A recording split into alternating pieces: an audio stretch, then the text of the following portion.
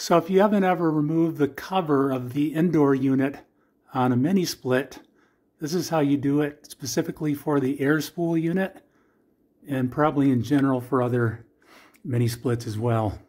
So you need to do this in order to remove the filter. You should do that probably once a month, depending on your air quality situation.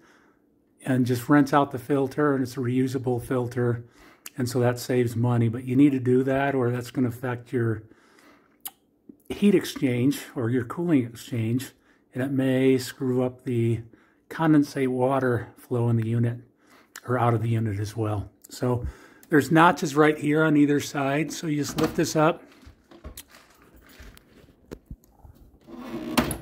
and that's it. And then depending on what type of brand of unit you have, you probably have something like this. This is what you have on the air spool unit. Just pull these out. And you'll see this one's pretty darn clean, but you would in theory rinse this out and then give it a little shake to get the water out of there, and then just slide it back in and then get it to rehook behind those notches there. And that's it.